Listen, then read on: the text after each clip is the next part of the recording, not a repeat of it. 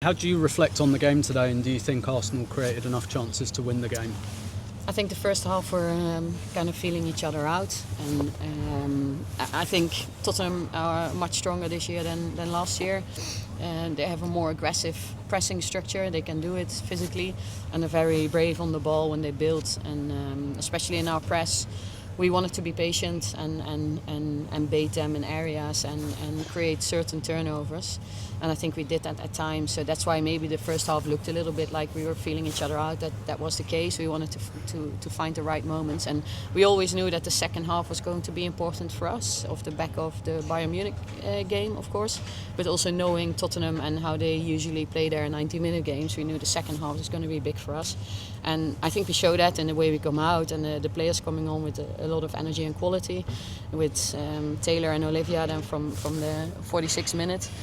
And we create momentum, so I'm happy with that. And we have a lot of situations in and around their box. But we need to capitalize when we have momentum. It's again about momentum, like it was after Bayern. But now on the other side, what we'll look at is I think we get passes into their box. The finishes aren't so easy from those moments we get in the box. So that's definitely something we want to look at. That we have shots, but can we create bigger and better opportunities with clearer shooting opportunities? Does this feel like a tricky period at the moment? Yeah, of course. We said it in the changing room with the players. It's hard at the moment. We can't deny it. And even though happy with Leicester, happy with a lot of things, not the result against Chelsea, but a lot of things in the performance.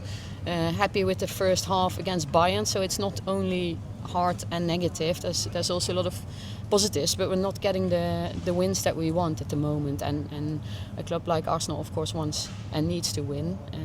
So it's a frustrating period, but we still see enough to keep on building on, of course. And we see that there's things we can do that will turn it around for us, because we believe that we have all this quality, and we did so well last year. That hasn't just gone away all of a sudden. So that's there.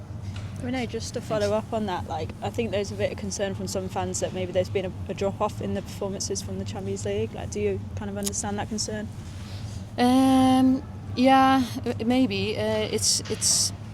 It depends on what you're looking at and what angle you take. Champions League was also hard for us last year. Huh? Yeah. We had to come back a couple of times, and we scored those 3 goals against Madrid in the second half. It wasn't easy, but we had the grit and determination and the belief that we could get what we wanted, and that's still there, of course. I think after that Champions League win, I think that showed how good we are when we're at our very, very best. Yeah. And that's something we need to keep on building on. How can we be consistently at our best, and how do we get things over the line when things are hard for ourselves? Because that's, like I just said to Tim, that's no denying that it's not coming easy for us at the moment. Yeah, I know when I spoke to you before the start of the season, and you've kind of reiterated the message of wanting to get that consistency. What do you think is, I suppose, the explanation for maybe not finding that yet?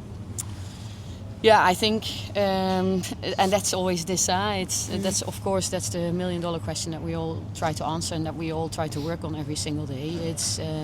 There's different expectations off the back of the last season and the success we had, and I think that's always playing a little role in the background, probably.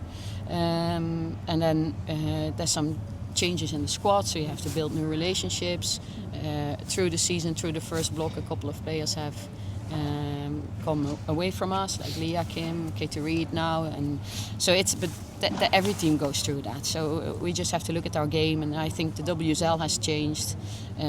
More teams can compete. You see it. It's not as easy anymore, and teams play differently. So we have to find solutions for those types of games as well. Do you think the expectations were potentially too high coming into this? Like the Champions League maybe inflated some expectations for the season? Yeah, but a good question. I don't think we spoke much about it ourselves. But of course, what we said off the back of last season is look at what we can do when we're at our very, very best, and that creates belief in what we're doing and how good we can be. But we said ourselves and the players as well, we need to be very humble, because that was that was a one-off, and it was a difficult journey for us as well, that Champions League journey. And the challenge was, like we just spoke about, is to perform at this level consistently. And Kyra Cooney-Cross got the nod today in midfield. Just when I asked, we were like kind of drifting away of going to tactics now. But like, how do you assess her performance being in the middle of the midfield? Yeah, very good. She's shown that she was ready to start today. I think she was disciplined in her positioning. I have to watch it back. There's always details there where we wish she could have done something different, like everyone. But in general, disciplined in her positioning, and then you can see how much quality she has on the ball and what she can open up for us. And the decision to bring Taylor Hines and Olivia Smith on at halftime, was that like planned or tactical? No, never planned. We always plan for scenarios, but it was partly tactical. There was a yellow card involved as well. It's a North London derby, and we know that gets heated and there's emotions involved. So that was one of the reasons on the left back position. Also, Taylor Hines has been doing really well consistently, trains really well.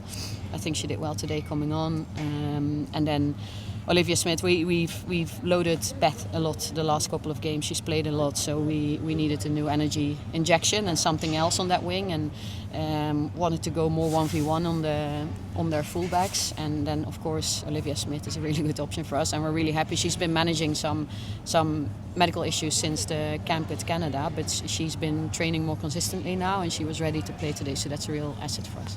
It was, hi Renee.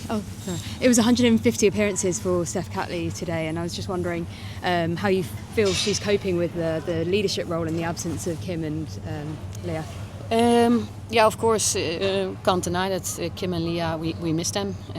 They are our captains for a reason, and they feel strongly for the club. They understand the club really well, and they are experienced players. So, of course, we miss them. But we have a captaincy group with Lotte, Katie McCabe, and Steph Catley, and they all do it together now. And still, Kim and Leah in the environment are still good leaders for us. They're just not active for us on match day. So Steph is wearing the armband, and she does it really well. She's calm. She's a leader. She communicates really well, and especially in these kinds of games, you need composure. And Steph's always composed and likes to find solutions. But they're carrying it together. So together with Lotte and Kate, is just someone needs to wear the armband. Did Spurs? Sorry, can I ask you one last question? Did Spurs surprise you in any way today? Because it felt like they came up with in-game solutions, basically in the second half, where you were really pressing them. Suddenly they worked out how to do it.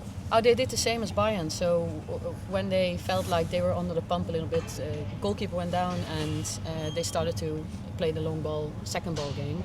But I think we recognised that much better today, and we brought our midfield down, and we dealt with it much better than we did against Bayern. Okay.